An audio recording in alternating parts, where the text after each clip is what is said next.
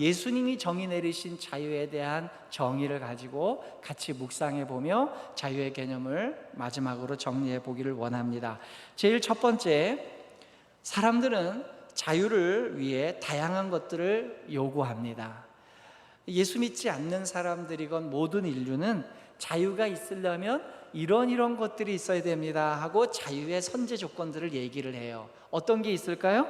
자유가 있으려면 정치적 독립이 있어야 됩니다. 경제적 독립이 있어야 됩니다. 민주화를 일으켜야 됩니다. 공정무역을 해야 됩니다. 규제를 철파해야 됩니다. 그리고 인권이 보장돼야 되고요, 또는 소수의 의견도 존중되어져야 됩니다. 그리고 차별이 금지돼야 됩니다. 뭐 이런 슬로건들을 많이 내겁니다. 기독교 신앙을 배제하고 보면 다 옳은 내용이에요. 근데 그들이 주장하는 내용들, 여기에 독립, 민주화, 공정무역, 규제 철폐, 인권보장, 소수의 주장의 보호, 그 다음에 차별금지, 이 모든 것들을 보면 그들이 정의 내리고 있는 자유에 대한 개념이 무엇인지를 알 수가 있어요. 사람들의 마음 밑바닥에 들어있는 그 자유의 그 본질에 그들이 정의하는 내용에 보면 바로 나의 권리와 기회와 욕구와 내 이익을 보장받고 싶어 하는 게 그들이 생각하는 자유의 개념이에요. 그것이 손해보지 않고 다 충족되는 것을 전제로 하고 그런 것들이 있어야 우리가 진정한 자유를 느낀다라고 선언을 하는 거죠. 우리에게 하나님과 예수 그리스도가 없다면 그것은 옳은 얘기일 겁니다. 우리는 이걸 주장해야 돼요. 그런데 우리는 예수 그리스도를 믿는 사람들이에요.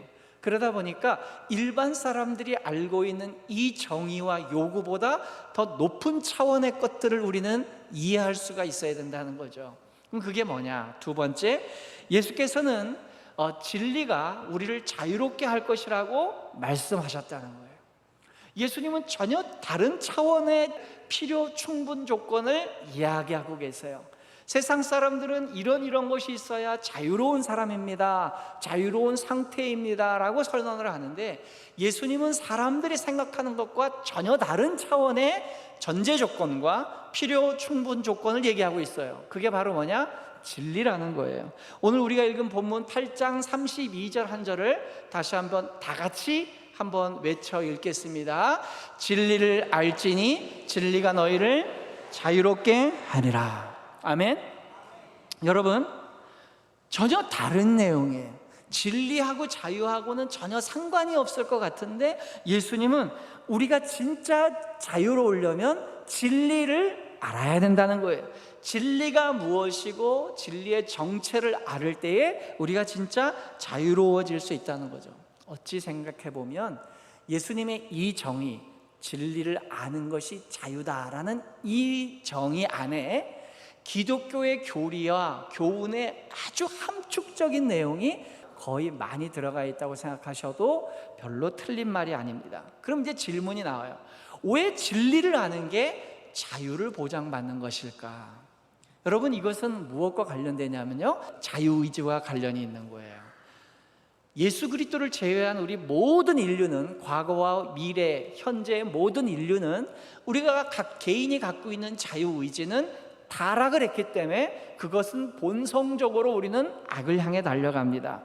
그래서 우리 그 누구도, 인류는 온전하고 중립적인 자유의지를 갖고 있지 못합니다. 그러다 보니 어떤 일이 생기냐면 내가 자유롭게 하고 싶고 내가 기준이 돼서 내가 하고 싶은 걸 하다 보면 다른 사람의 자유하고 충돌이 일어나게 되는 거예요. 내가 하고 싶은 것이 다른 사람하고 충돌이 없으면 괜찮은데 내 자유의지가 삐뚤어져 있고 훼손되어 있다 보니까 내 자유의지가 다른 사람의 자유의지하고 겹치게 되는 거예요. 충돌하게 되는 거예요. 이래서 우리는 자유의지가 충돌이 되는 것을 보게 됩니다. 현실에서 이런 것들은 너무 많이 봐요. 내 기준이 나한테는 전혀 문제가 안 되는데 다른 사람에겐 그게 굉장히 불쾌하고 불만스럽고 또 부족한 것일 수가 있다는 거죠. 예를 두 가지만 딱 들겠습니다.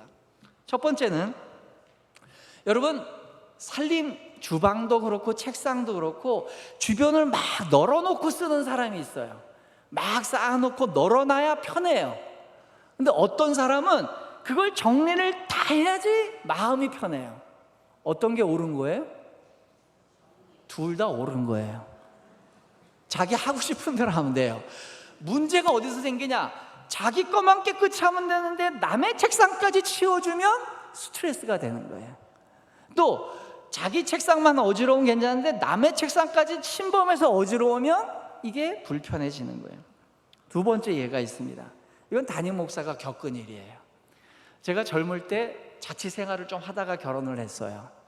자취생활을 하는데 저는 수건을 쓰는 습관이 있었어요.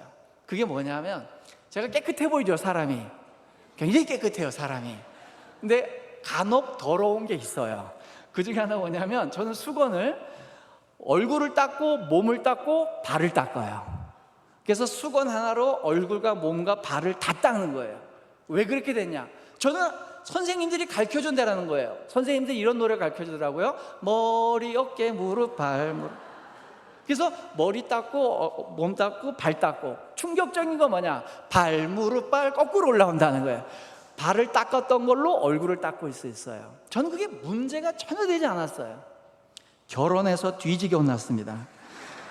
뭐냐? 또 이렇다고 또 믿는 분들이 있어. 우리 사모가 또 막 목사님을 엎드려 뻗쳐 시켰냐? 그러질 않아요. 근데 아내는 발수건은 발수건, 손수건은 손수건, 얼굴수건은 얼굴수건. 지금은 이제 한 20몇 년 적응할 때 그게 맞는 것 같아요.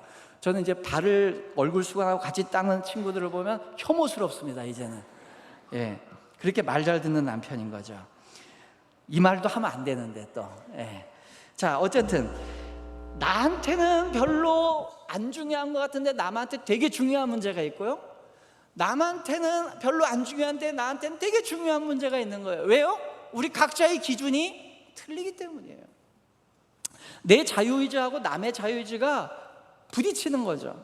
그래서 세 번째, 객관적인 기준이 있어야 우리 모두는 자유롭게 되기 때문에 진리가 자유롭게 하는 거예요. 왜 진리가 필요하냐?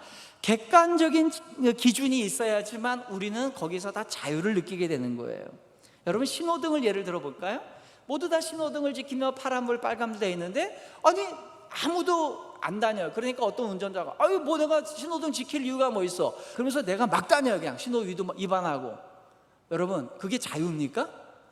만약에 그렇게 돼서 모든 운전자가 신호등을 안 지키고 다 신호 위반을 하면 그 길을 다닐 수 있어요, 없어요? 없어요. 거기는 엉키고 설키고 해서 신호등이 없으면 아무도 못 다니는 길이 돼요. 그러니까 어떤 사람이 신호등 무시하고 자유롭게 다니는 거는 대부분의 모든 사람들이 그 신호를 지켜주는 약속을 지키기 때문에 자기가 방종할 수 있는 거죠. 그러니까 제멋대로 하는 사람들은 사실 착한 다수들의 그 조건 위에서 나쁜 짓을 하는 거예요. 여러분, 이것이 바로 객관적인 기준이 필요하다는 거예요. 그러면 객관적인 기준이라면 국가의 법 정도면 괜찮으냐? 아니요. 국가의 법도 객관적이질 못합니다. 여러분, 국가가 정한 대한민국 헌법이 객관적인 기준 같아요? 그렇지 않아요. 법들이요, 그 나라의 상황에만 맞는 거예요. 자동차 얘기한 김에 좀 더 얘기해 볼까요? 우리나라와 대다수의 나라들은 운전자가 자동차를 오른쪽 우측 통행해야 돼요. 맞죠? 오른쪽으로 해서 우회전할 때는 신호등이 없는 경우가 대부분이지만 좌회전할 때는 신호등을 받아야 돼요. 근데 옆나라 일본이나 영국 지배를 받았던 뉴질랜드나 키프로스 이런 나라들은 왼쪽으로 다녀야 돼요, 차가. 그래서 운전대도 오른쪽에 있어요. 어느 게 옳은 거예요? 그 나라별로 그렇게 정하고 하는 거예요. 그러니까 국가의 법도 객관적인 게 되질 않아요. 그래서 국가의 법을 진리라고 그러지 않는 거예요. 그건 언제든지 개정할 수 있는 여지가 있는 것이죠. 여러분, 국가의 법을 뛰어넘는 상위의 개념, 아주 객관적인 게 있어야 되는 거예요. 심지어 세대도 뛰어넘어야 돼요. 그럼 그 진리를 누가 만드느냐? 전 세계에 있는 모든 사람들이 모여서 만장일치로 무슨 정의를 해서 진리를 만든 게 진리냐? 그래도 안 돼요. 1000년 전, 2000년 전, 3000년 전 사람들이 동의하고 앞으로 10년 뒤, 500년 뒤, 1000년 뒤에 오는 모든 세대들이 다 동의하는 거여야 돼요. 그게 그러므로 인간은 절대로 절대적인 진리를 만들 수가 없다는 거예요. 그럼 누가 만들어야 되냐? 진리는요, 그걸 만든 사람이 만드는 거예요. 여러분, 선풍기가 하나 있습니다. 여기 보니까 신일 선풍기네요. 신일이라는 회사가 만들었어요. 선풍기를 하나 갖고 오면 그 안에 선풍기만 있는 게 아니라 종이가 하나 딱 들어 있습니다. 뭐죠? 사용 설명서예요. 사용 설명서는 뭐냐?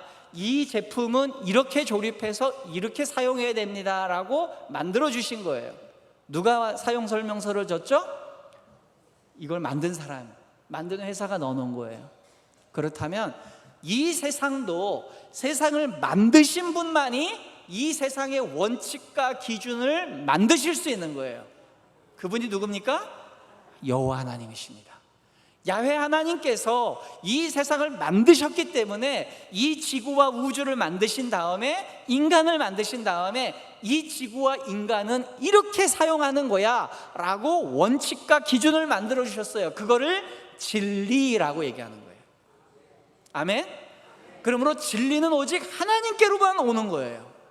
그래서 여러분들이 원하건 원치 않건, 여러분들이 하나님을 믿건 믿지 않건, 이 세상을 창조하신 하나님께서 그분이 만드신 사용 설명서대로 사는 것, 그게 자유예요. 이 선풍기를 만드는 회사가 만든 설명서대로 안 하고, 아유 뭐 신일이 꼭 이렇게 했다 해서 내가 꼭 이렇게 조립할 필요 있나? 거꾸로 조립하는 거예요. 날개도 거꾸로 조립하고 전선도 거꾸로 조립하면 어떻게 돼요? 다다다다 하고 부서져요. 부서놓은 건 갖고 가서 이거 왜 이렇게 부서지게 만들었습니까? 설명서대로 안 했잖아요. 왜 지구가 이렇게 인간들 때문에 힘들어집니까? 만드신 하나님의 설명서대로 인간들이 안 살고 있는 거예요. 인간을 제외한 모든 피조세계는 하나님이 만드신 설명서대로 순수하게 다 이렇게 진행돼 가고 있어요. 근데 그 중에 인간이 하나님이 만드신 설명서대로 안 살고 있으니까 자연이 자꾸 파괴되고 뜨거워지는 거예요. 사랑하는 성도 여러분, 하나님께서 세상에 부여해 주신 기준, 그것이 설명서고 그것이 진리입니다. 그러므로 그 하나님의 진리 안에 있을 때 우리는 불편함 없이 살 수 있는 것, 그걸 자유라 그래요. 그래서 자유는 내 멋대로 사는 게 아니라 하나님의 뜻대로 사는 게 자유인 거예요. 네 번째, 예수님께서 말씀하신 그 진리는 어떤 것이냐? 예수님께서 말씀하신 진리는 하나님 아버지의 뜻을 기준으로 삼으라는 뜻이에요. 진리가 너희를 자유케 하리라 라는 이 말은 하나님 아버지의 뜻을 기준 삼아 살아라 라는 뜻이에요. 그러니까 문맥을 봐야 돼요. 앞으로 이 말이 어떤 문맥에서 나오는지를 봐야 되는데요. 자, 볼까요? 요한복음 8장 29절이에요 요한복음 8장 29절에 보니까 예수님이 진리가 너희를 자유롭게 하리라는 말씀 전에 이 얘기를 하셨어요. 나를 보내신 이가 나와 함께 하시도다. 나는 항상 그가 기뻐하시는 일을 행함으로 나를 혼자 두지 아니하셨느니라. 여기 보면 예수님도 자기 자신의 기준이라고 얘기하지 않아요. 나를 보내신 분의 기준에 맞게 살았다고 얘기를 해요. 그러니까 예수님조차도 뭐라 그러냐면 진리는 나를 보내신 야훼 하나님, 여호와 하나님의 뜻대로 사는 게 진리라는 거예요. 그럼 이것이 예수님이 우리에게 보여주신 실천적 메시지였어요. 그렇다면 이 내용을 29장 내용을 조금 더 세분해서 두 가지 교훈으로 나눠보자는 거예요. 그게 첫 번째 교훈이 다섯 번째 교훈이에요. 진리로 자유롭게 사는 것은 하나님과 동행하며 사는 것입니다. 여러분, 진리가 너희를 자유롭게 한다는 말씀을 오해하지 않으셨으면 좋겠어요. 진리가 자유롭게 하리라, 진리가 너희를 자유롭게 하리라, 이 말만 딱 꺼내가지고 성경 앞뒤 문맥 볼지도 않고 그냥 명언집에 하나 다 놓고 그냥 하나 좋은 문구라고 써붙인 다음에 그럼 앞으로 난 이제 진리를 믿고 살아야 되겠다, 진리를 찾아야 되겠다. 사람들이 어딜 가냐니까 도서관에 가죠. 도서관 가서 수많은 책을 읽으면서 진리가 여기 있을까? 여러분 죄송하지만 그 사람이 찾는 건 진리가 아니고요, 도서관에서 찾을 수 있는 건 지식입니다. 도서관은 지식을 담고 있는 곳이에요. 그럼 도서관 가지 말고 저 참선하러 가자, 어디 명상을 하러 가고 폭포 밑에서 나무 밑에서 내가 명상을 하면서 거기서 깊은 어떤 깨달음을 얻어야 되겠다. 여러분 그건 진리가 아니고요, 그 사람의 내면에 대한 성찰이고 내면의 소리를 찾는 거예요. 진리는 그렇게 찾는 게 아닙니다. 그럼 진리가 뭘까요? 예수님이 그 얘기를 하셨으니까 예수님의 문맥 안에서 찾아야 돼요. 예수님의 문명 안에서 찾다 보니까 8장 29절 중요한 부분을 다시 한번 읽어볼까요? 8장 29절이에요 8장 29절 네, 나를 보내신 이가 나와 함께 하시도다. 나는 항상 그가 기뻐하시는 일을 행함으로 나를 혼자 두지 아니하셨느니라.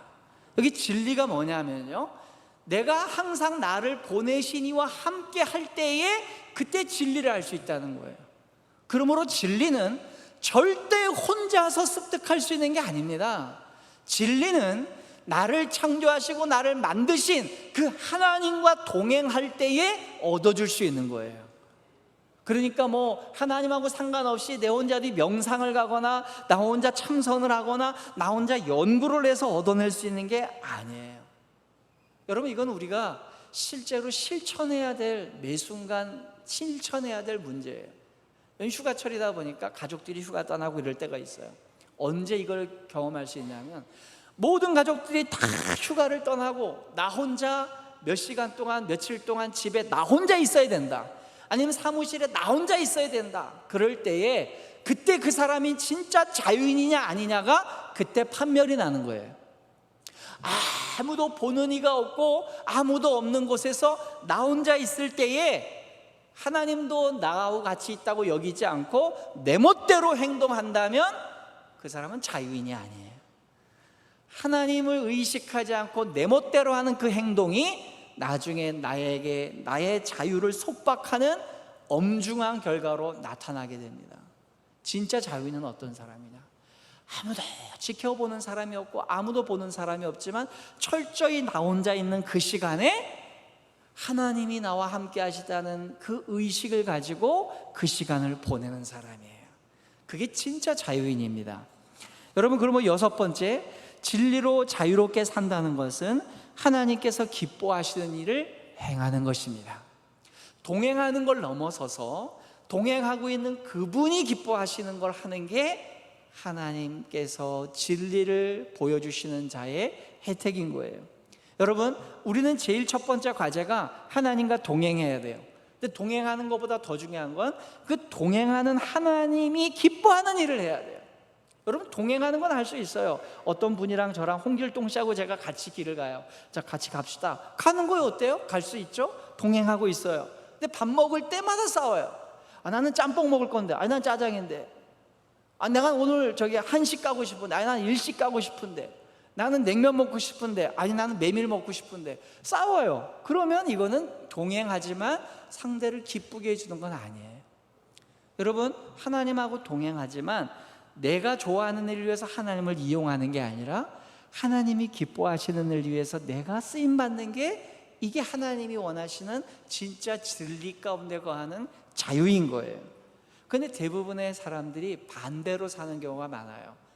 우리는 어떤 유혹과 어떤 악성을 하지 않으면, 우리는 어떤 실수를 자꾸 범하냐 하면, 내가 하고 싶은 걸 위해 하나님을 자꾸만 데리고 다니려고 그래요. 하나님을 보조자로, 하나님을 나를 돕는 자로만 데리고 다니려는 거예요. 그래서 내가 하는 일을 위해서 하나님이 필요한 거예요. 내 기호와 내 욕구와 내 동기와 내 판단을 위해서 하나님이 필요한 사람들이 많다는 거예요. 여러분, 이것들은 굉장히 위험한 일들이에요. 내가 옳다고 여기고 내가 거룩하다고 여기는 걸 위해서 하나님이 진리를 선별적으로 끌고 와서 거기에만 투영시키는 것이죠. 그리고 하나님이 이 일을 기뻐하신다 하고 내가 원하는 일이 아니라 하나님이 원하는 일로 포장하는 걸 너무 잘하는 거죠. 그게 우리 신앙인들이고 특별히 목회자들이 하는 실수입니다. 여러분, 그러면 하나님의 뜻과 하나님이 기뻐하시는 것을 어떻게 알 수 있나요? 어떻게 정해야 되나요? 답을 가르쳐 주세요. 방법을 가르쳐 주세요. 방법이 뭔지 아세요? 끊임없이 질문하는 거예요. 답이 없어요. 그래서 성경이 우리에게 이렇게 교훈합니다. 마태복음 22장 37절이에요. 마태복음 22장 37절이 우리에게 이렇게 교훈을 해요. 예수께서 이르시되 내 마음을 다하고 목숨을 다하고 뜻을 다하여 주 너의 하나님을 사랑하라. 정해 있는 게 아니에요. 이것이 하나님의 뜻이다 하나씩 정해 놓는 게 아닙니다. 그렇게 한 사람들이 누구냐? 바리새인들이에요. 그러는 게 아니라 매 순간 묻는 거예요. 계속 질문하는 거예요. 계속. 계속 묻고 질문하고 궁금해하고 그것을 하나님이 원하는 거예요. 여러분, 선물을 줄 때도 그래요. 내가 드리고 싶은 걸 드리는 게 아니라 저 사람이 뭘 좋아할까, 저 사람이 요새 관심이 뭐에 꽂혀 있을까, 그걸 보고 주는 거예요. 그냥 내가 하고 싶은 거, 내가 저 사람을 꾸미고 싶은 거, 저 사람을 내가 어떻게든지 내 멋대로 하고 싶은 거, 이걸로 선물하는 거는 그건 의미가 없는 거예요. 오히려 그 사람을 옥죄이게 하는 거죠. 반대로 저 사람 요새 뭐에 관심이 있나? 저분이 무엇을 지금 관심을 갖고 뭐에서 에너지를 기중하고 있나? 그거에 맞춰서 선물을 줄 때 그것이 감동이 되는 거예요. 하나님도 마찬가지입니다. 하나님이 원하시는 게 뭔지를 계속 질문하는 거예요. 그러면 우리의 생각과 우리의 관심이 그분께 고정되어 있는 거죠. 하나님은 그 과정 자체를 좋아하시는 거예요. 그래서 잘 듣다 보니까, 아니 목사님, 그거 인생 안 피곤할까요? 아니 내 멋대로 살아도 지금 살까 말까 하는데 매 순간 하나님이 뭘 좋아하실까 묻는 게, 그게 무슨 자유인이에요? 그럴 가치가 있나요? 예, 가치가 있습니다. 그 답이 어디냐? 요한일서 2장 17절에 나와요. 요한일서 2장 17절에 이게 얼마나 가치 있는지를 이렇게 표현하고 있어요. 이 세상도 그 정욕도 지나가되 오직 하나님의 뜻을 행하는 자는 영원히 거하느니라. 아멘. 여러분, 이 세상에서 중요한 것들은 아무리 많이 해보셔야 이 세상 지나가고 나면 끝나요. 그리고 우리의 정욕, 즉 내가 하고 싶은 거, 내 욕구대로 한 것도 시간 지나면 다 없어지는 거예요. 근데 하나님이 원하시는 것은 하나님 앞에 기록이 다 돼서 영원토록 남는 거예요. 제가 이런 예를 드리면 좋을 것 같아요. 여러분, 자녀들 갖고 키워보신 분들은 다 공감하실지 모르는데, 정말 어렵게 힘들게 돈벌이하고 살면서 시간까지 쪼개가면서 애들을 위해서 같이 놀아주고 해요. 그죠?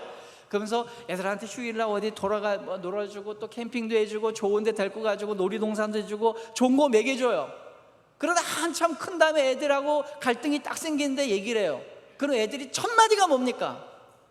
아빠 엄마가 나한테 해준 게 뭔데? 이래 나와요. 그러면 부모들은 말아요. 내가 니한테 해준 게 얼마나 많은데. 근데 그 얘기 뭐냐? 아이들 입장에서는 그건 엄마가 해주고 싶었던 거였지, 그건 아빠가 아빠 노릇 해주고 싶어서 한 거잖아. 근데 내 기억에는 그건 의미가 없다는 거예요. 왜요? 상대방이 원하지 않는 거예요. 상대방이 원하는 거는 그 사람의 기억이 다른 메모리가 되는 거예요. 하나님도 마찬가지예요.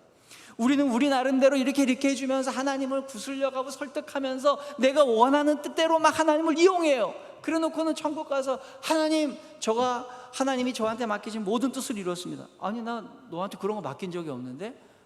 얼마나 큰일 나는 거겠어요. 여러분, 우리가 하는 행동 중에 하나님이 기뻐하시는 뜻, 하나님이 원하는 뜻은 영원히 남는 겁니다. 우리의 세속에 관련된 거, 우리의 욕구에 관련된 건 지나가 보면 다 없어지는 거지만, 짬뽕 먹을까 짜장 먹을까 지나가면 다 없어져요. 3시간 뒤면 화장실에 가서 다 흔적도 없어 사라져요. 그러나 하나님의 뜻을 이루는 것, 그것은 영원토록 남는 거예요. 그래서 우리가 이 땅 살면서 진정한 자유인으로 살려면요, 하나님의 뜻을 분별해야 되는 거예요. 그래서 로마서 12장 2절 말씀이 우리에게 큰 교훈이 되는 겁니다. 너희는 이 세대를 본받지 말고 오직 마음을 새롭게 함으로 변화를 받아 하나님의 선하시고 기뻐하시고 온전하신 뜻이 무엇인지 분별하도록 하라. 우리는 뭘 자꾸만 생각하고 뭘 분별해야 되느냐? 하나님이 원하시는 게 뭘까? 하나님의 뜻이 뭘까? 이거를 계속 고민해야 되는 거예요. 무슨 신접한 하나님하고 영적으로 교감하기 위해서 신비로운 참에 들어간다, 어떤 예언자를 찾아간다, 여러분 그거 다 쓸데없는 짓들이에요. 하나님의 뜻은 이 세대의 유행 가운데 흘러가지 않습니다. 때로는 거룩한 것도, 우리가 신앙적인 요소도 시대의 유행이 있을 수 있어요. 여러분 그걸 따라가면 안 돼요. 아무리 시대에 유행하는 거고 거룩한 일이고 합리적인 일이라도 하나님의 성경 말씀이 말씀하지 않은 거면 안 하는 게 하나님의 뜻이에요. 예. 그래서 로마서 2장 18절에 보면 하나님의 진리가 뭔지를 규정지어 놨어요. 율법의 교훈을 받아 하나님의 뜻을 알고 지극히 선한 것을 분갈하라. 아까 로마서 12장에 이 마음의 새롭게 함을 받아서 선하고 기뻐하신 뜻이 뭔가를 분별하라 그러는데, 그 선하고 기뻐하신 뜻은 어디에 써 있느냐? 성경 말씀, 하나님의 율법의 교훈에 들어있다는 거예요. 그러니까 성경 66권 안에 하나님의 뜻이 들어있어요. 확정지어서 수많은 케이스들과 수많은 이야들과 수많은 조례들과 수많은 경우들을 가지고 우리에게 하나님의 뜻을 보여주고 있는 거예요. 그것을 해석하는 건 여러분들의 몫인 거예요. 자기 각각의 신앙의 교훈과 신앙의 성숙도와 신앙 고백에 의해서 이 말씀을 해석하고 받아들이고 실천해 가는 거죠. 그러면 이렇게 하나님의 뜻대로 하려고 할 때 최대의 방해꾼은 뭐냐? 바로 7번째, 자유를 방해하는 최대의 적은 죄입니다. 여러분, 제가 처음에 설명할 때 자유가 있으려면 독립이 있어야 됩니다, 민주화가 필요합니다, 규제가 철폐돼야 됩니다, 수많은 얘기들을 했어요. 그분들에게서 자유를 방해하는 요소는 뭘까요? 독재자, 정권자, 사용자, 사장님 또는 내 경쟁자, 이 사람들이 나의 자유를 방해한다고 생각해요. 근데 예수님은 그렇게 얘기하지 않아요. 우리의 자유를 박탈시키는 사람은 정치인도 부모님도 직장 상사도 어떤 제도도 권력도 아니고요, 우리의 자유를 진짜 규제하는 것은 죄입니다. 그 독재자 속에 있는 죄, 모든 인류는 자유를 부르짖건 자유를 주장하건 자유를 원하는 사람이건 모든 인류는 죄가 그 자유를 발목 잡고 있다는 거예요. 그래서 요한복음 8장 34절에 주님이 이렇게 선언을 하셨어요. 예수께서 대답하시되 진실로 진실로 너희에게 이르노니 죄를 범하는 자마다 죄의 종이라. 종이니까 자유가 없다는 거예요. 우리의 자유를 진짜 뺏어가는 원흉은 사람도 제도가 아니고 죄입니다. 하나님과 함께 지내면서 자유롭지 않고 오히려 불편한 이유가 뭡니까? 죄 때문에 그래요. 아무도 없는 곳에서 왜 혼자 자기 멋대로 하는데 그게 내 인생의 발목을 잡아요? 죄를 짓기 때문에 그래. 그 순간에 여러분, 사람들이 자기 혼자서 마음대로 살아도 행복하지 못한 이유가 뭡니까? 바로 죄. 그래서 이 죄 문제를 해결하지 않으면 우리는 진짜 자유가 없어요. 그러니까 나도 죄인이고 너도 죄인이고 우리 모두가 죄인이니까 자유가 자꾸만 상실되어져 갈 때 자유에 대한 근본적인 원인을 찾지 못하는 거예요. 그래서 8번째가 중요한 거예요. 8번째, 자유롭게 되기 위해서 반드시 선행되어야 될 것이 있다면 자기 자신에 대한 자각이 필요하다는 거예요. 나 자신을 반성하고 돌아볼 수 있는 자각 능력이 있어야 된다는 거예요. 자유를 잃어버렸다는 것조차 느끼지 못하고 있다면 그 사람은 자유를 얻을 수 있는 기회조차가 없는 거예요. 오늘 본문 8장 33절에 보니까 이런 충격적인 얘기가 나와요. 예수님이 진리가 너희를 자유롭게 할 것이다 라고 선언했더니 그 얘기를 듣고 있는 사람들이 이렇게 대답해요. 그들이 대답하되 우리가 아브라함의 자손이라 남의 종이 된 적이 없거늘 어찌하여 우리가 자유롭게 되리라 하느냐. 얼마나 기가 막힌 얘기입니까? 예수님이 지금 보실 때 자기 앞에 모여있는 사람들의 태도를 보니까 자유가 없는 사람들이에요. 그래서 이 사람들한테 그래, 얘들아 너희 진짜 자유를 얻어야 돼. 근데 자유를 얻어야 되니까 진리를 가지고 너희들은 자유를 얻어라. 그랬더니 그 얘기를 듣고 있던 사람들이 아니 내가 언제 자유를 잃어버린 적이 있다고 우리한테 자유를 얻으라 그럽니까? 이래 얘기를 해요. 더 충격적인 건 뭔지 아세요? 이 사람들이 누구냐는 거예요. 예수님을 반대하거나 예수님을 십자가에 못 박게 할 사람들이냐, 누구냐는 거예요. 이 사람들의 정체가 나옵니다. 8장 31절 2절 앞에 나오죠. 그러므로 예수께서 자기를 믿은 유태인들에게 이르시되, 자기를 어떻게 한 사람요? 믿은 사람들. 여러분, 유태인들은 두 종류였어요. 예수님을 극렬하게 반대하는 사람, 예수님에 대해서 세 종류겠죠. 관심 없는 사람, 예수님을 적극적으로 믿은 사람. 근데 여기 지금 나온 사람들은 누구냐? 예수님을 믿은 사람들이에요. 믿으려고 하는 사람이 아니라 믿은 사람, 과거형이에요. 믿은 사람. 예수님을 믿은 유태인들이 예수님을 믿는다는 건 너무 어려운 일이에요. 근데 그 어려운 관문을 뚫고 이미 예수를 믿은 사람, 그 사람들이 예수님 보기에 아직 자유가 없는 사람들이었다고요.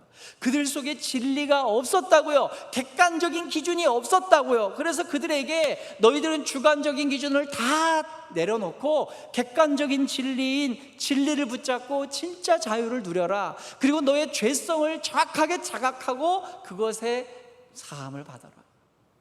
여러분, 신앙인이 더 성숙해지고 더 자유롭고 행복한 삶을 사는데 가장 방해꾼 중에 하나가 뭐냐면 자각 능력을 상실하는 겁니다. 자기 주제 파악을 못하는 거예요. 이게 굉장히 신앙생활에 방해가 됩니다. 여러분, 문제가 되는 거 뭐냐면 예수 그리스도께서는 예수 안 믿는 사람들에 대해서는 좀 죄송한 얘기지만 관심이 없어요. 뭐 어떻게 살든 그 상실한 양심대로 내어버려 두시는 거예요. 양심에 화인 맞은 대로 내어버려 둬요. 주님의 관심은 누가 있냐? 지금 예수 믿으려고 하는 사람, 또 믿은 사람들을 관심을 갖고 있어요. 예수 믿는다고 착각하고 있는 사람, 하나님을 잘 섬긴다고 착각하는 사람, 그 사람들에게 관심이 있어요. 너희들이 진짜 잘 섬기고 있냐? 너희들이 진짜 자유를 누리고 있냐? 근데 깨달아봐라, 너 자유 없잖아. 그걸 얘기하는 거예요. 예수 안 믿는 사람들보다 자유를 더 호도할 수 있는 사람이 누구냐? 예수 믿는 우리들이에요. 우리들이 어떤지 아세요? 저 안 믿는 사람들은요, 지 생각대로 막 하면서 난 형편이 이래면서 그냥 욕도 먹으면 또 속으로 욕지거리 하고 이래요. 근데 우리는 어때요? 예수 믿는 사람들은 정죄예요. 예수 안 믿는 애들 수준이 그것뿐이 안 돼. 우리는 이것도 안 하고 이것도 안 하고 이것도 안 하고, 우리는 그래도 하나님 뜻대로 살려고 하는데, 중요한 건 뭐냐? 내 뜻을 하나님의 뜻으로 고정시켜서 이게 하나님이 전부다라고 얘기하는 거예요. 예수 믿는 사람보다 더 심각한 사람이 누구냐? 저와 같은 목사들이에요.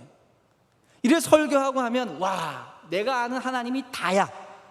그래서 목사들마다 자기 주특기가 있거든요. 관심의 대상이 있어요. 어떤 사람은 관공서 목회하는 게 제일 중요하다. 어떤 사람들은 해외 선교하는 게 중요하다. 어떤 사람은 베풀고 구제하는 게 중요하다. 어떤 사람은 전도가 중요하다. 어떤 사람들은 어린이 사역이 중요하다. 어떤 사람들은 또 구제와 고아 사역이 중요하다. 수많은 사람들이 있어요. 그러면 그 하나의 프리즘을 가지고 저 모든 것들을 다 정죄하고 여기 안에 넣기가 쉬운 거예요. 그래서 남들은 인정 안 하고 이것만 맞는 거예요. 내 것만. 그리고 내 기준에서 다른 사람을 쳐내는 거예요. 가만히 가보면 거룩한 일을 할 때 가장 큰 적이 누구냐? 저 이슬람교도가 적이 아니에요. 같이 하나님 믿는 사람이 제일 큰 갈등의 대상인 거예요. 사랑하는 성도 여러분, 자신에 대한 자각 능력이 있어야 돼요. 이 목사들 중에 제일 위험한 사람이 누구냐? 담임 목사입니다.